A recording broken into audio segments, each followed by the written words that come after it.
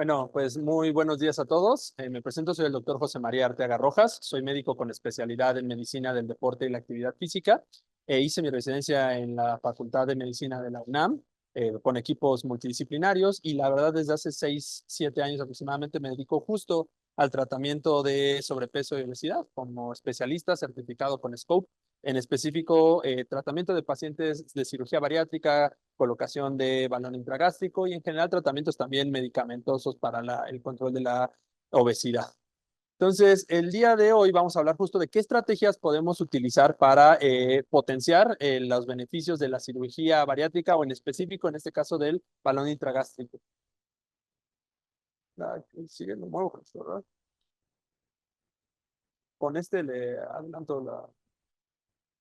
Ah, ahí está. Perfecto. Entonces, bueno, los cambios al estilo de vida como nutrición y ejercicio son necesarios y son la base de cualquier cambio en cuestión de control de peso. Si nos vamos más específicos hacia la composición corporal, pues vamos a ver que el ejercicio va a tener mucho efecto, sobre todo en la parte del músculo, en la parte de controlar grasa subcutánea, pero sobre todo en la disminución de grasa visceral, que va a ser uno de los mayores efectos que tiene el ejercicio comparado con la alimentación. Como sabemos y seguramente lo han visto en las presentaciones anteriores, la alimentación, la restricción dietética, una dieta hipocalórica, ya sea esta con medicamentos, con colocación de balón intragástrico, cirugía bariátrica, es lo que va a fomentar la pérdida de peso. Entre el 80 y el 90% de la pérdida de peso depende de esta restricción calórica. Sin embargo, el ejercicio vamos a ver que va a tener partes muy, muy importantes que a veces las dejamos de lado porque vemos que el paciente está bajando de peso, pero que ya cuando lo vemos desde un panorama metabólico, osteoarticular o inclusive de calidad de vida, pues vamos a ver que sí es muy importante incluir ejercicio. Eh, y bueno, es muy importante también considerar que el paciente, como ya mencionaban en la introducción, va a tener lesiones o va a tener complicaciones previas que vamos a tener que atender. También, como sabemos, los pacientes pues vienen acompañados de muchas enfermedades a nivel metabólico, diabetes, hipertensión, enfermedades cardiovasculares y va a ser muy importante una valoración previa para descartar estas enfermedades en caso de que las tengan, ajustar la dosis de ejercicio al tratamiento y a medida que el paciente va bajando de peso, ajustar también la dosis de ejercicio para que no nos ponga en riesgo. La que sigue.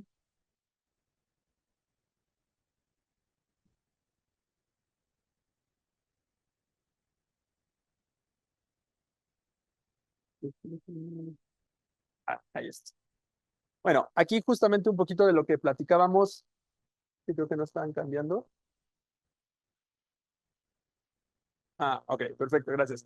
Entonces, aquí un poquito de lo que hablábamos, ¿no?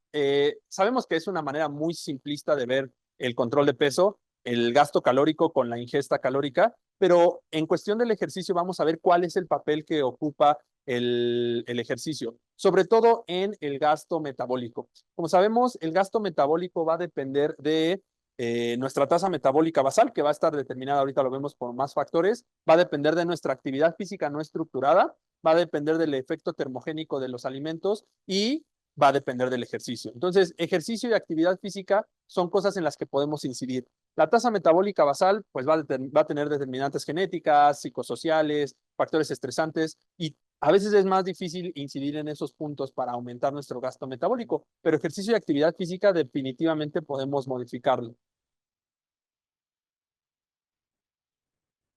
Creo que ya lo explicaron.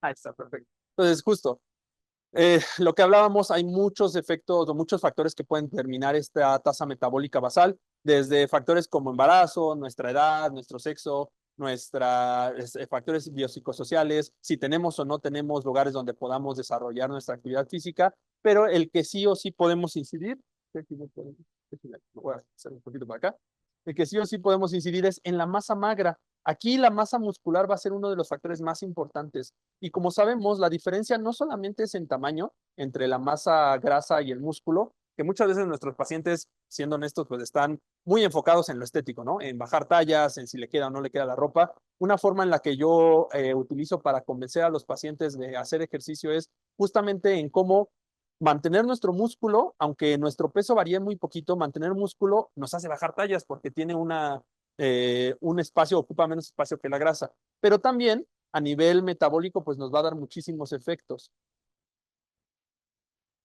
Ahora, justamente que, como sabemos, es difícil mantener el control de peso, es difícil mantener las pérdidas de peso, ya sea con medicamentos, con balón intragástrico, inclusive cirugía bariátrica, es difícil mantener este control de peso y la reganancia siempre está a vuelta de la esquina. ¿Por qué? Porque el cuerpo va a tener adaptaciones metabólicas a la pérdida de peso. Dentro de estas adaptaciones justo está la disminución del gasto metabólico basal. Hago mucho hincapié en este gasto metabólico porque es donde el ejercicio va a tener más efecto. Pero también vamos a ver que tiene un efecto termogénico, como puede ser la pardificación de las grasas, que aquí está. Entonces, cuando nosotros vemos que el peso empieza a bajar, vemos que el adiposito empieza a soltar varios factores que modifican su estructura. Dentro de estos factores vamos a ver que va a haber un aumento en el hambre, va a haber una disminución en la saciedad, que es lo que nos pone mucho en riesgo a la hora de bajar de peso y por cual los pacientes, pues vamos a ver muy probablemente un rebote. Pero otro de los efectos que tiene es la pérdida de la masa magra. Si nosotros no tenemos una intervención de ejercicio, y estos son estudios que se han hecho en varias poblaciones, que se han hecho desde hace varios años, vemos que si no hay una intervención de ejercicio, el paciente puede perder en promedio 31% de masa muscular al bajar de peso. Entonces, nuestras metas, y son las metas que nosotros ocupamos ya en medicina del deporte con el paciente con obesidad, es estar abajo de esto. En realidad, estar abajo del 25 es la meta ideal para evitar la reganancia. Y bueno, todo esto nos lleva a la teoría del set point, que seguramente ya la han estado viendo en estas pláticas, la cual la teoría del set point, pues vamos a tener un punto en el que nuestro paciente, su cuerpo va a estar tratando de mantenerse siempre cercano a este punto. Cuando nosotros le generamos restricción va a bajar, pero a partir de las adaptaciones metabólicas que tiene el cuerpo, vamos a ver que va a aumentar el hambre, va a disminuir la tasa metabólica basal por la pérdida de músculo y va evidentemente a tener un gasto metabólico menor, y por más que nosotros tengamos restricción, pues va a haber un efecto de rebote y va a buscar llegar hasta nuevo set point. Esta teoría del set point también nos da instrucciones o nos da un poquito el aviso de qué podemos hacer, como pues modificando el set point de esta persona. Y este set point parece ser que se modifica sosteniendo un gasto metabólico elevado durante mucho tiempo. Por eso es que el ejercicio, y sobre todo ahorita vamos a ver qué niveles de ejercicio, pero el ejercicio es una de las mejores maneras de mantener el peso que se ha perdido y evitar la reganancia de peso, justamente readaptando o aumentando la tasa metabólica y reduciendo el nivel de este set point para que el rebote no sea acá, sino tal vez sea un rebote como por hasta acá. Ahora, ejercicio y pérdida de peso. Ya no tanto en reganancia, sino en pérdida de peso, vamos a ver que el ejercicio como terapia única no disminuye más del 3% del exceso de peso. Es algo que siempre hay que comentarle a los pacientes. Hacer ejercicio no es una buena estrategia para bajar de peso. Si no va en combinación de un plan de alimentación, de una restricción con medicamentos, de un balón intragástrico, no es una buena estrategia. Y este 3%, la realidad es que es un poco optimista. Hay personas que inclusive suben de peso al hacer ejercicio. ¿Por qué? Pues porque aumenta la necesidad de alimento y pues llegan a subir de peso. Entonces, como estrategia única no es buena para controlar el peso. Si nos vamos en combinación con un plan de alimentación, el efecto que tiene el ejercicio es de aproximadamente un 10% extra de lo que bajarían los pacientes de manera normal. Entonces, si bien es un efecto reducido, sí vamos a ver, y ahorita lo ponemos en gráficas, que el ejercicio a veces es ese elemento que nos ayuda a desatascar a nuestros pacientes. Yo creo que es la experiencia de varios de ustedes, o de varias de ustedes, que el paciente con el balón, el paciente con una intervención de medicamentos, empieza a bajar muy bien los primeros meses, pero después llega un punto en el que se atasca. Y muy probablemente estos pacientes son pacientes que les ha faltado introducir el ejercicio. El ejercicio es muy bueno justamente para que el paciente empiece a potenciar esas pérdidas de peso, sobre todo cuando ya llegó a una meseta. Y el problema un poquito es que para que logremos esto se requieren cantidades muy altas de ejercicio, que son más de 300 minutos a la semana. Entonces, la verdad es que como potenciador sí es importante, pero la verdad es muy difícil que un paciente que nunca ha hecho ejercicio alcance a hacer 300 minutos de ejercicio o más a la semana. Sí los hay y hay que motivarlos a que los hagan, pero no es como tal una estrategia que nos tengamos que confiar de dar solamente ejercicio o de buscar que el ejercicio sea el principal motivador de la pérdida de peso. Y por último, lo que les comentaba, ¿no?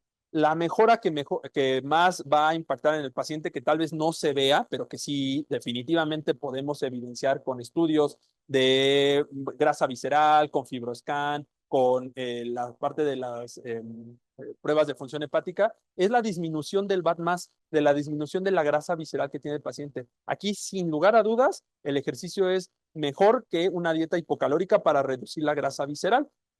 Entonces, si queremos motivar un poquito más a nuestro paciente que venga con prediabetes o diabetes, con hipertensión, con un BAD+ muy elevado, o si no tenemos esos estudios, relación cintura-cadera por fuera de lo normal, una buena forma de motivarlos es de esto, reducir BAD+ y circunferencia de cintura-cadera, independientemente de que pierda peso, que es lo que les decía, ¿no? El paciente puede quedarse, no sé, bajó de 91 a 90 y estar un poco desmotivado, pero reducir tallas. ¿Por qué? Porque efectivamente si mantenemos músculo y perdemos grasa visceral, grasa abdominal, vamos a reducir tallas y eso es una forma de motivar a nuestro paciente. Ahora, estos son los estudios que justamente sustentan lo que les acabo de comentar. Esto es un análisis, una revisión sistemática hecha en 2021, justamente para analizar los efectos que tiene el ejercicio en pérdida de peso, en pérdida de grasa visceral y en reganancia. Y vamos a ver que varios de los estudios aquí hacen comparaciones. La mayoría de los estudios van a favorecer la intervención del ejercicio con respecto al control. Y estos que se ven que justamente están aquí como un poquito tocando la línea o que justamente el margen de error sobrepasa la línea del control, son estudios, la verdad, en poblaciones muy específicas. La mayoría de los estudios que utilizan poblaciones heterogéneas, vamos a ver que sí favorece el ejercicio, aunque sus rangos sean un poquito más amplios. ¿Qué tipo de ejercicio? Lo podemos ver aquí. Van varias intervenciones con ejercicio aeróbico, resistencia o ambos. La realidad es que la mejor forma de bajar de peso, de tener beneficios metabólicos, es haciendo ambos tipos de ejercicio, aeróbico y de fuerza, que ahorita vamos a hablar un poquito más en específico de cada uno. También vamos a ver que las modalidades de ejercicio, ahorita está muy sonado esto de hacer HIIT, de hacer, seguro tendrán pacientes que hacen ejercicio funcional, comando, que otras cosas, Orange Theory, que les pone así como cosas muy, muy de alta intensidad con intervalos. La realidad es que en cuestión de control de peso, el HIIT no es mejor que el ejercicio moderado de larga duración. O sea, nos conviene más empezar a prescribirle a nuestros pacientes o recomendarles 30 minutos en la caminadora, 1 hora de bicicleta a una intensidad moderada. Además de que, no lo dicen aquí en los estudios, pero el HIIT es difícil de prescribir y de hacer. O sea, un HIIT te puede poner en riesgo de lesiones, es difícil de sostener un HIIT más de 2 días a la semana porque fatiga demasiado. Y por último, bueno, aquí igual, ¿no? Favoreciendo la pérdida de peso total, favorece igual en la intervención de ejercicio con respecto a únicamente la alimentación. Si queremos potenciar que nuestro paciente pierda peso, hay que incluir un poco de ejercicio. Pérdida específicamente de grasa, vamos a ver que igual, la mayoría favorecen al ejercicio. Algunos estudios sí llegan aquí, el error llega a pasar a la línea del control, pero la mayoría de los estudios van a favorecer justamente el ejercicio. Y en estos, por ejemplo, los que pasa la línea es de nuevo favoreciendo el moderado de intensidad, de intensidad moderada de larga duración al HIIT. Y sobre todo, poco a poco se van introduciendo más estudios que incluyen ejercicio de resistencia o comparando resistencia contra el ejercicio aeróbico. Y por último, la grasa visceral, lo mismo que les decía, ¿no? Aquí se hacen los controles. En estos estudios, los controles son únicamente dietas hipocalóricas. Y aquí el ejercicio aeróbico contra la dieta hipocalórica, el margen que tiene el ejercicio con respecto a la dieta hipocalórica es muchísimo. Como les decía, no hay mejor forma de bajar el BAD+, de bajar la grasa visceral que hacer ejercicio. Ahora, reganancia. Esto es un punto bien importante. Una forma de evitar la reganancia es el ejercicio y sobre todo vamos a ver qué tipo de definiciones de reganancia tenemos. Algunas marcan más del 15% ganado después del nadir y otras van a ser como rangos un poquito más amplios hacia 5, 3, 5 años. Es difícil encontrar estos estudios en balón intragástrico, sobre todo con las nuevas modalidades de balón, por eso es que no tenemos tantos datos. La mayoría de estos datos son o con intervenciones de dietas restrictivas o con cirugía bariátrica, pero pues lo que tenemos es de que 60% de los pacientes recuperan el porcentaje de grasa, de masa grasa a los 3 años. Esa reganancia empieza 4 o 6 meses posterior a la intervención. Y esto que es también muy importante, ¿no? Muchos pacientes vienen al control de peso por disminuir el riesgo de diabetes, el riesgo de enfermedades metabólicas. La reganancia de peso obviamente se va a asociar a una recaída en la diabetes mellitus. Ahora, aquí, en este estudio, que es un estudio muy importante del 2009, que este es uno de los estudios que más favorece el ejercicio contra la reganancia, vamos a ver justamente en grados de porcentaje de actividad física y grados de pérdida de peso o porcentaje de pérdida de peso, cómo aquí no se alcanza a ver muy bien, probablemente los que nos están viendo por internet lo ven de mejor manera, pero aquí vamos a ver que cada uno de estos son niveles de actividad física. Y vamos a ver que los niveles de actividad física, a mayor nivel de actividad física, mayor o se evita de mayor manera la reganancia. Siendo este, por ejemplo, un nivel de actividad física alto, que vamos a ver que es más de 300 minutos de ejercicio a la semana, son los que más logran mantener sus pérdidas y la reganancia es pues mínima desde el nariz. A diferencia pues de los que hacen una actividad física muy ligera, que esto está contado como menos de 150 minutos de ejercicio a la semana, a 2 años, pues tienen una reganancia muy, muy importante. Desde el principio pierden menos peso, ¿no? Que es lo que podemos ver en esta gráfica. A mayor cantidad de ejercicio pierdes más peso inicial y la reganancia es menor. Y estos son de los estudios que más comprueban cómo el ejercicio es una de las mejores herramientas para evitar la reganancia. De nuevo, no es tan sencillo. Hay muchos factores, desde lo genético, lo hormonal, lo biopsicosocial que determinan la reganancia. Pero sí el ejercicio es una de las formas en donde más sencillamente podemos incidir en esta parte de la reganancia. Y por último, que a mí esto es algo que también me parece muy importante, son los efectos cardiometabólicos que tiene la reducción de peso. Como sabemos, la reducción de peso, independientemente del ejercicio, va a tener muchos efectos. A partir de que nosotros perdamos entre 5 a 10% de nuestro peso corporal, vamos a ver una mejora, por ejemplo, en la resistencia a la insulina, vamos a ver una disminución en la inflamación y vamos a ver una mejoría en esto FMD, que es básicamente la función endotelial. Sí, vamos a ver también que disminuye la densidad mineral ósea y va a disminuir la masa muscular. El ejercicio, si nosotros incluimos ejercicio dentro de estos factores a la hora de perder peso, vamos a disminuir, por ejemplo, la pérdida de densidad mineral ósea, la pérdida de músculo y vamos a potenciar los efectos de resistencia a la insulina, de disminuir la inflamación y de la función endotelial. Pero no solo eso, estos efectos, como lo podemos ver en esta gráfica, igual no se ve muy bien aquí, pero en internet probablemente sí, estos efectos son efectos de una intervención post cirugía bariátrica, en este caso bypass gástrico, y vemos cómo todo esto, factores de inflamación medido por factor de necrosis tumoral alfa, pérdida de la masa muscular, densidad mineral ósea y función endotelial, van a tener una disminución. Obviamente esto y esto no queremos que disminuya la masa muscular, pero esto sí, ¿no? Inflamación sí, función endotelial que mejore y la parte de la resistencia a la insulina bajan. Pero después de una intervención de bypass, a los 3 meses, cuando no incluimos ejercicio, estos factores van a empezar otra vez a subir. Es decir, las mejorías en la función metabólica del paciente son dependientes del tiempo y después de 3 meses vemos una disminución de las mejorías. Y pues la pérdida de masa muscular y densidad mineral ósea continúa. ¿Qué pasa? Y en este estudio, que es un estudio que se hizo en 2021, ¿qué pasa si incluimos ejercicio? Estas mejorías siguen disminuyendo después de los 3 meses y lo que es la masa muscular y la densidad mineral ósea mejoran.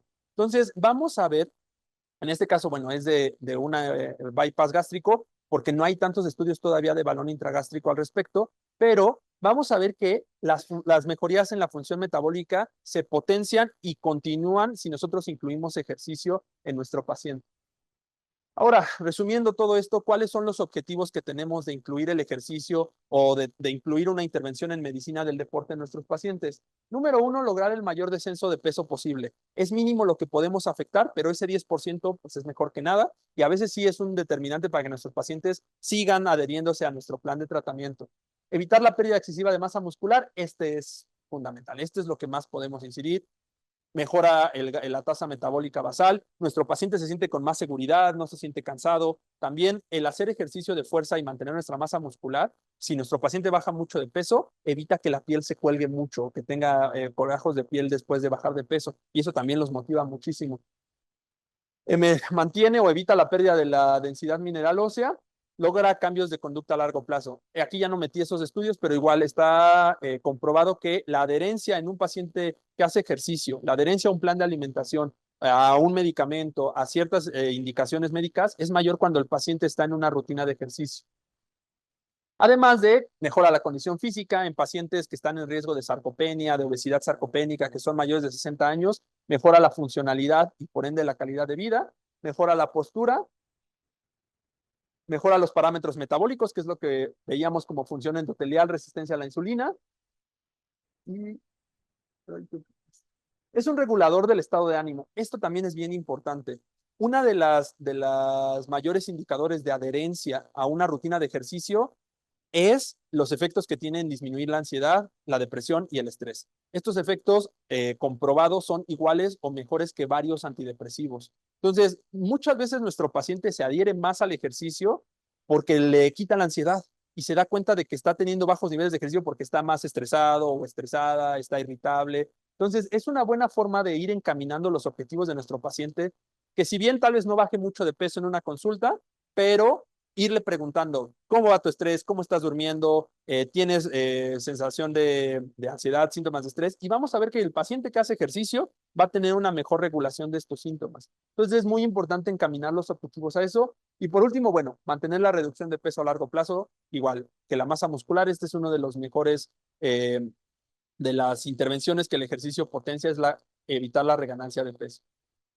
Ok, ahora específicamente con el balón intragástrico, vemos de los pocos estudios que tenemos que únicamente después de la colocación de balón, únicamente 14% de los pacientes cumple con las guías de ejercicio que se les están proponiendo. O sea, tenemos una adherencia subóptima de nuestros pacientes. Dentro de estas intervenciones o dentro de estos estudios que dan estas cifras, son pacientes que pues no se les da justamente una intervención por medicina del deporte o por algún profesional que les esté dando una rutina o que los estén caminando a algo más personalizado. Solo 2 de cada 3 pacientes realizan al menos 7,000 pasos. Que esto es otra cosa. Vamos a tener ejercicio y actividad física. Si nuestro paciente está haciendo 30 minutos de ejercicio, pero a lo largo de su día pasa 10 horas sentado o sentada, da menos de 5,000 pasos al día, eso también es un riesgo metabólico importante. Entonces, muchos de los pacientes no superan esta barrera de 7,000 pasos, que es como lo mínimo que debemos de hacer para evitar riesgos metabólicos. Los niveles de actividad física sí se han visto que el paciente que empieza a bajar de peso, sobre todo los 3 meses después de la colocación, disminuyen. Digo, aumentan los niveles de actividad física, pero después de los 3 meses empiezan otra vez a bajar la adherencia a la actividad física. Entonces es muy importante mantener estas intervenciones más de 3 meses, que el paciente tenga una adherencia, de acuerdo a los protocolos, se recomiendan intervenciones de actividad física o deporte al menos un mes después de la colocación, a los 3 meses, a los 6 meses y al año, para estar checando a nuestros pacientes que mantengan sus niveles de actividad física y de ejercicio.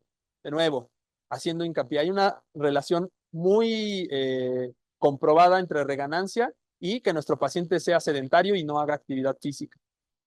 Y por último, lo que ya habíamos comprobado en los estudios, pacientes con mayores niveles de actividad física mejoran también la calidad de vida y la mayoría de sus indicadores. Ahora, no todo es tan sencillo. Como les decía, la mayoría de nuestros pacientes van a tener enfermedades de base, comorbilidades, van a tener lesiones y muchas de estas barreras son las que les han impedido hacer ejercicio. La primera y la más importante que tenemos que descartar en nuestros pacientes es arritmias, muerte súbita, infartos, ¿no? Entonces, si nuestro paciente está en riesgo por tener diabetes de más de 5 a 10 años de evolución, hipertensión de más de 5 a 10 años de evolución o ya complicaciones conocidas de estas dos enfermedades, requiere una valoración por medicina del deporte para ver si es apto o no apto para hacer ejercicios y qué rangos de ejercicio. En medicina del deporte, básicamente con pacientes así lo que hacemos es una prueba de esfuerzo, pruebas físicas para determinar qué umbral de ejercicio le podemos poner. Pero es importante que a pesar de que tenga eso, no cerrarle la puerta al ejercicio. Muchas veces cuando tenemos ese riesgo del paciente, les decimos, ¿sabes qué? Solo haz cosas de bajo impacto, ¿no? Y el bajo impacto es un término súper ambiguo que a veces el paciente entiende como casi no moverme, solamente caminar, solamente salir a caminar una cuadra. Y eso es muy limitante y cuando se lo dice un médico, una médico, un profesional de la salud, se le queda muy grabado al paciente y es algo que arrastra durante toda su vida como excusa para no hacer ejercicio. Entonces, si tengo duda de que mi paciente esté en riesgo de muerte súbita, más sencillo mandar con un profesional. Enfermedad isquémica, igual infartos, ya sea conocido o síntomas como dolor en el pecho al ejercitarse, dolor de cabeza, desmayos, son síntomas que requieren una valoración. También, si nuestro paciente está en riesgo de sarcopenia, más de 65 años, riesgo de caídas, de fracturas, igual muy importante hacer una valoración previa para ver qué tipos de ejercicio le pueden convenir más. También tenemos pacientes, esto es lo más raro, pero hay pacientes que con esta idea de que hacer ejercicio les va a hacer bajar de peso, entran en rangos de sobreentrenamiento. Es decir, hacen demasiado ejercicio o se alimentan muy mal, como están en una dieta restrictiva, se alimentan muy mal para el tipo de ejercicio que están haciendo y a veces son pacientes que sí hacen ejercicio, pero están muy estresados, no duermen bien, de manera paradójica no están bajando de peso, tienen mucha hambre y son pacientes que pueden estar sobreentrenando. Tengo duda de que mi paciente esté haciendo ejercicio de manera adecuada, igual vale la pena que lleve una valoración. Y ese sobreentrenamiento a veces también se traduce en lesiones, aunque la mayoría de las veces los pacientes con sobrepeso o obesidad van a tener una lesión de base, sobre todo osteoartritis de rodilla es la principal.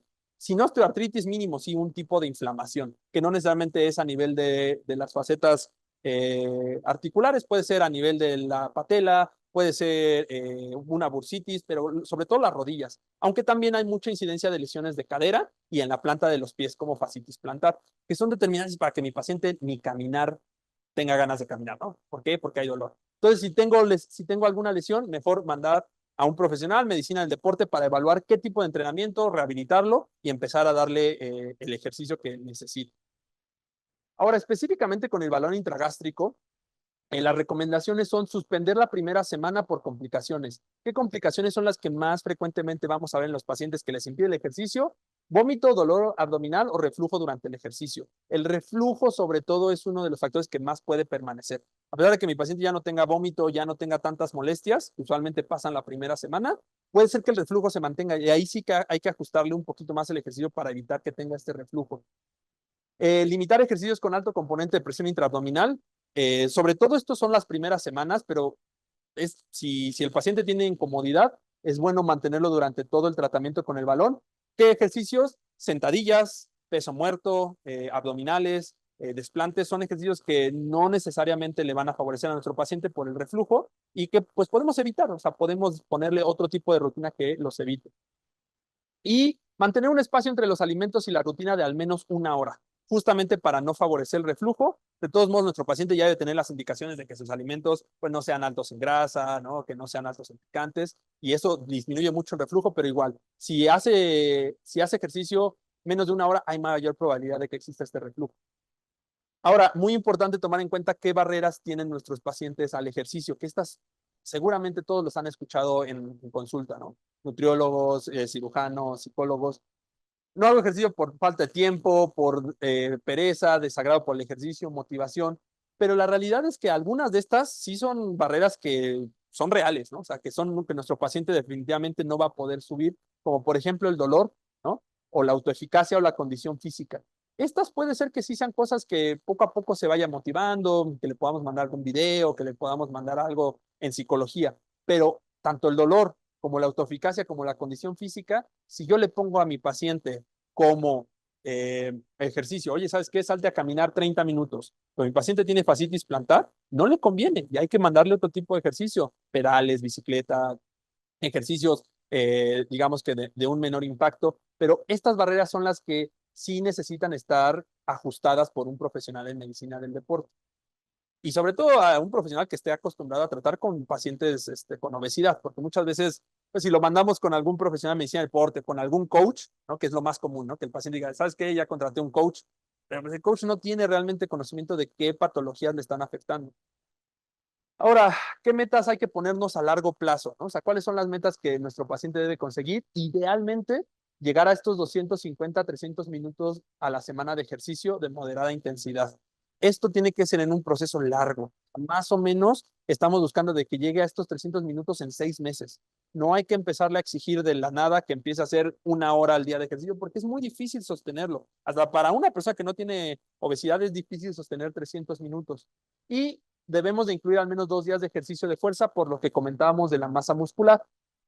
Además, también dentro de nuestras metas, incluir estas dos cosas que a mí me han funcionado mucho y que los pacientes les gusta mucho, que tengan metas que son más sencillas, que no requieren de ponerse tenis, que no requieren de ir a un gimnasio, pero que de igual manera impactan en su salud y en el control de peso. La caminata, hacerle mucho hincapié a nuestro paciente que cuente sus pasos, recordando que lo que no se mide no se puede mejorar. Entonces, ya del hecho de que el paciente esté revisando sus pasos, que vea cuántos está haciendo, es una buena forma de encaminarlo a que esté más activo, que esté más consciente de cuánto tiempo pasa sentado. Lo ideal es que se logren más de 8,000 pasos diarios, pero una meta más sencilla y a corto plazo es que ningún día baje de 5,000. 5,000 pasos estamos hablando más o menos de caminar 50 minutos en las 16 horas que permanecemos despiertos. O sea, es casi nada, pero sucede y seguramente a nosotros nos pasa mucho, ¿no? Entre consultas, entre estar, no sé, haciendo facturas, lo que sea que hagamos, estamos sentados. Entonces es muy real que es difícil caminar esos 50 minutos, pero pues ahí es cuando empezamos a intervenir el paciente, lo clásico, ¿no? Dejar el coche más lejos, si podemos usar bicicleta o transporte público, subir las escaleras en vez de usar el elevador, no pedir las cosas por aplicación, ¿no? Ir al restaurante o ir a la tienda. Son formas de que tengamos más actividad y una de esas formas de saber si es suficiente son los pasos. Y por último, las pausas activas. Digo, esta es otra clase del sedentarismo, pero uno de los factores más importantes para acumular grasa, sobre todo a nivel visceral, es el pasar muchas horas sentado. Cuando se pasan más de 4 horas sentado al día, aumenta el acúmulo de grasa visceral en un 20% y va incrementándose por cada hora que aumenta. Una buena forma de evitar eso es pausas activas. ¿Qué son las pausas activas? No pasar más de 1 hora sentado de manera continua. Se ha visto que el patrón de interrumpir el sedentarismo, así sean 12 horas, si se evita cada hora hacerlo de manera continua, con 2 a 4 minutos que nos paremos a caminar, que hagamos flexión de rodillas, es suficiente para disminuir ese acúmulo de grasa. Entonces, estas dos estrategias son muy sencillas, son cosas que les podemos estar revisando con el paciente en psicología, en nutrición, en la consulta de cirugía, que son cosas que sí puede hacer de inicio y que le va a ayudar mucho a nivel metabólico. Ahora, ya para empezar, ya tenemos las metas, pero ¿cómo podemos empezar a nuestro paciente? Lo ideal es empezarlo desde 120 minutos. 120 minutos es más o menos hacer 30, 40 minutos 3 veces a la semana. Vamos a buscar que sea una intensidad moderada, vigorosa. La intensidad moderada es esa intensidad que te hace sudar, pero que no te hace jadear. Si yo empiezo a sudar de la frente, a sudar de la espalda, es algo que ya es vigoroso y, perdón, que es algo moderado. Vigoroso es cuando ya empiezo a jadear y empiezo a hablar así, cuando ejercito. El hecho de que la respiración se pause es porque el cuerpo ya lo está notando como algo muy intenso y es una buena forma de determinar si es algo moderado o vigoroso. Que existen otras formas, medir la frecuencia cardíaca, kilómetros por hora, medir la percepción del esfuerzo, pero esa es una forma como sencilla de hacerlo. Y tratar de que sea la mayor cantidad de días con un mínimo de 3 días a la semana. Si se puede 5, si se puede 6, mejor. Entre más tiempo pase sin que haya descansos, los efectos positivos del ejercicio continúan, pero como mínimo 3 días a la semana que sean no más de 2 días de descanso, o sea, lunes, miércoles y viernes, martes, jueves y sábado. Y en cuestión de ejercicio de fuerza, vamos a hacer 2 a 3 días a la semana. Con 2 días es suficiente. Obviamente no estamos buscando que nuestro paciente sea fisicoculturista, es salud muscular y con 2 días es más que suficiente. 8 series por semana, por grupo muscular y favorecer la mayor cantidad de grupos musculares, ¿vale?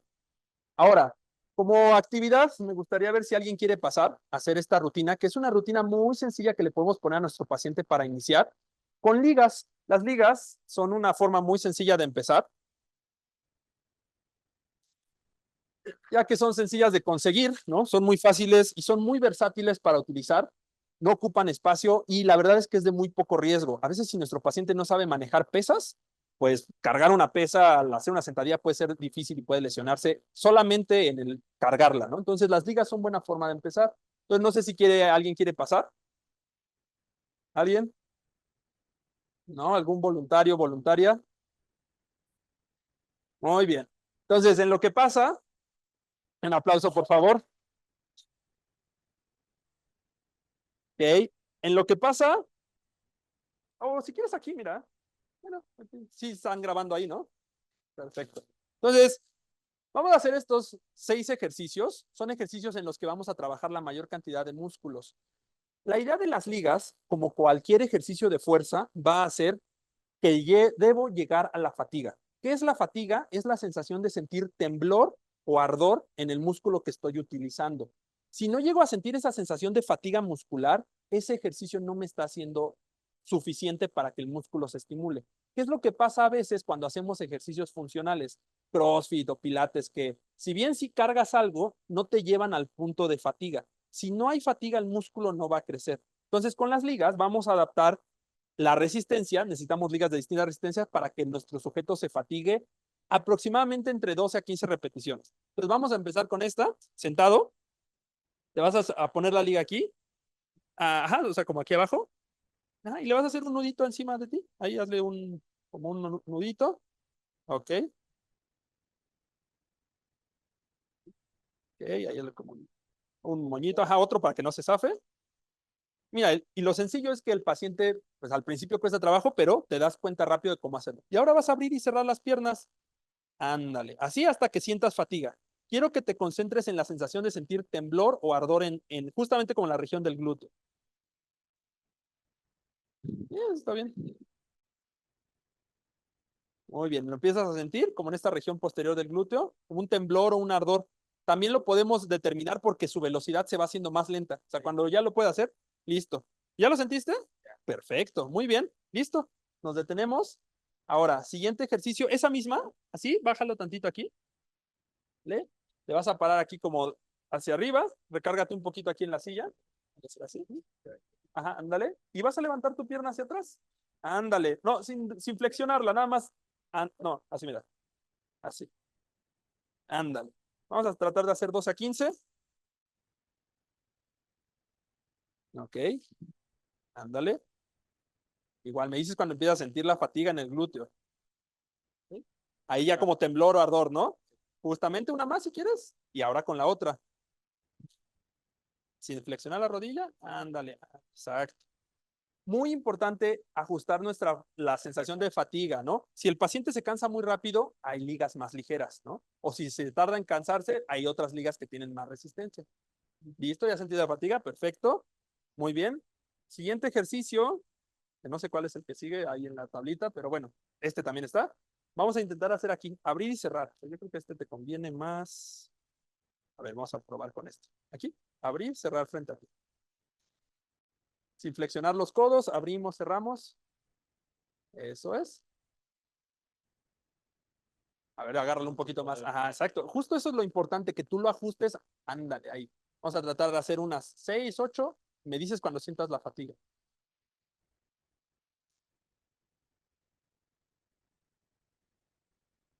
¿Cómo vas? Sí, ya lo empiezas a sentir, ¿no? Ok, haces una o dos después de la fatiga y listo. Ok, ahora pisamos las ligas. No recuerdo cuál más está. Lo pueden poner otra vez la presentación. Ah, es como para recordarlo.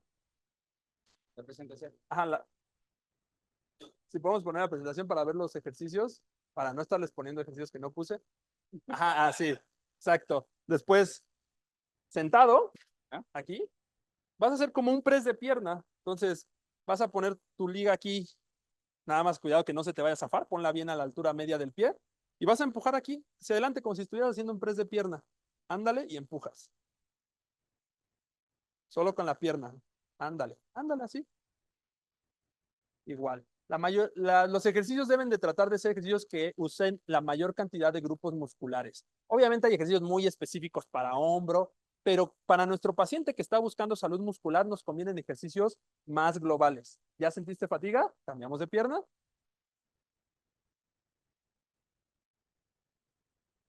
Eso es. Y igual, si se dan cuenta, pues es algo sencillo de aprender, no te pone en riesgo.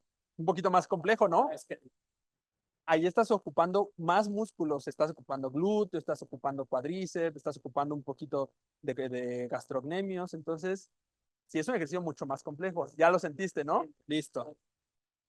Muy bien, nos paramos. Pisa tu liga. Aquí.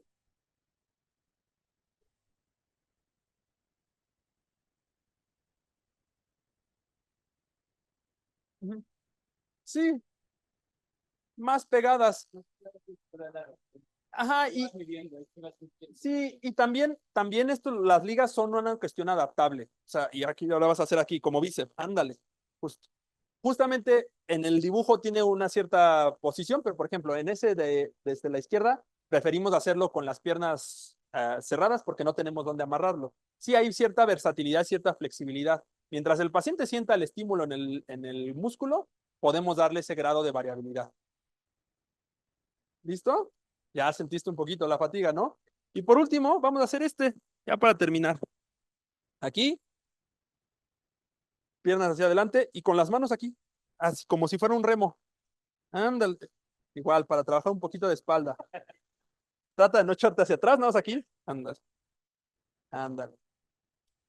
Igual, perfecto. Muy bien. Igual ahí en el dibujo está como si estuviera pegado a una puerta, a una pared. Lo podemos hacer de esta manera si no tenemos dónde sujetarlo. Igual, me dices cuando sientas fatiga. Ya un poquito más, ¿no? Ok, listo. Perfecto. Un aplauso. ¿Cómo te sientes? ¿Bien? No tan cansado, pero sí sientes la fatiga aquí a nivel del músculo, ¿no? Justamente, muchas gracias. Esto es una serie y en la serie más o menos tardó en hacerla unos 9 minutos. Este ejercicio, si lo repiten 2 a 3 veces, es algo que a mi paciente no le va a tomar más de 30 minutos de hacer. 30 minutos, 2 días a la semana es lo que tiene que invertir para mantener esa salud muscular de la que hablábamos. ¿Tenían preguntas? Las ligas, cualquier tipo de liga sirve. Hay ligas que a veces son como cerradas, o sea, que ya están cerradas. Hay ligas que son de tela, hay ligas que son tubos. Cualquiera sirve. Las que yo recomiendo son como estos listones, ¿no? Que son más versátiles porque los puedes amarrar y desamarrar. Las pueden conseguir en Amazon, las pueden conseguir en cualquier tienda grande. No sé si puedo decir nombres, pero Chedraui, Walmart, La Comer, en el área donde venden balones o pesas, ahí siempre hay paquetes de ligas. Entonces, es algo que mi paciente puede pedir, le llega mañana, puede ir al súper, conseguir y ocupan cero espacio, no tienen el pretexto del paciente de que se va de viaje. Esto lo metes a tu maleta y en tu cuarto de hotel lo puedes hacer. Y de nuevo, es una rutina que te va a tomar 30 minutos. Hacerle hincapié, ¿cómo, perdón? Ligas o bandas de resistencia. Ligas o bandas de resistencia. 450 pesos y hay distintos niveles. O sea, por ejemplo, este es el nivel inicial, que son 3 colores, pero después puedes conseguir el nivel un poquito más avanzado, que ya estas sí son una resistencia un poquito más fuerte, que son casi hasta 25 libras de resistencia lo que tiene. O sea, es algo bastante intenso. Muy bien. Entonces, bueno, y antes, esta es una pregunta que probablemente hagan. Calentamiento, algo muy importante. No es necesario para este tipo de ejercicios calentar, ¿no? Si lo podemos hacer mejor, 3, 4 minutos de mover las manos, de hacer algún ejercicio, pero calentar, ya se ha comprobado que para este tipo de ejercicios no disminuye el riesgo de lesiones, no te vas a lesionar más, no te vas a cansar más, no te va a dar mayor dolor si no calientas. Entonces, lo comento porque a veces si mi paciente, una de sus barreras es el tiempo, y a veces 10 minutos se pasan en la caminadora calentando, si se puede hacer mejor, pero si no, si mi paciente tiene poco tiempo, esto es algo que, por ejemplo, pueden hacer en la oficina, pueden hacer entre juntas y no necesitas calentar para hacerlo, ¿no? Entonces, son 30 minutos que desde que empiezas a que terminas y con eso es más que suficiente. Pues bueno, conclusiones. El ejercicio es el factor modificable más importante para prevenir la reganancia y en general para afectar la tasa metabólica basal. Sí hay otros, definitivamente hay otros, y no se trata de simplificar la complejidad de la obesidad en el paciente, pero dentro de lo que más podemos incidir es el ejercicio, y es uno de los factores que a veces es lo que más falta, ¿no? Como veíamos, solo 14% de los pacientes logran las metas de ejercicio. Entonces es una brecha muy importante que tenemos de mejora. El ejercicio es un potenciador leve en el proceso de la pérdida de peso, no hay que ponerle demasiado énfasis, pero sí ayuda. Un 10-12% de pérdida de peso extra, pues es muy bueno, y si mi paciente se está estancando, el ejercicio puede ser la solución. ¿Cómo actúa el ejercicio? Aumentando la cantidad y calidad de masa muscular, así como el aumento del gasto de energía. Muy importante esto también. Ejercicios como natación, correr, bicicleta, elíptica, ejercicio funcional, son buenos para el corazón, son buenos para la salud mental, son buenos para prevenir enfermedades, pero no hacen que gane músculo. Sí tenemos que enfocarnos en hacer ejercicio de fuerza al menos 2 días. ¿Por qué? Porque mi paciente puede que se vaya con la idea de que con caminar va a mantener el músculo y no. Entre más edad tenga el paciente, el músculo se pierde y aunque camine o no camine. Tal vez un paciente de 20, 25 años, puede ser que sí caminando, pues su cuerpo responda y no pierda músculo, pero a partir de los 35 años necesitamos hacer ejercicio de fuerza para mantener la masa muscular. Y el ejercicio requiere un tamizaje de riesgo en el paciente con obesidad y síndrome metabólico. La verdad es que la mayoría de los pacientes que vemos van a requerir de una valoración por medicina del deporte para que le podamos prescribir el ejercicio. Si hay pacientes, algunos casos que ya tiene obesidad y ya está haciendo ejercicio, tampoco hay que presionarles tanto. Es bueno que vaya, que mejore algo con medicina del deporte, pero si ya es un paciente que se ejercita y que está en metas, pues podemos dejarlo así, más la intervención de nutrición. Pero si es un paciente que no hace ejercicio, sí requiere un tamizaje previo para no ponerlo en riesgo. Bueno, pues muchas gracias.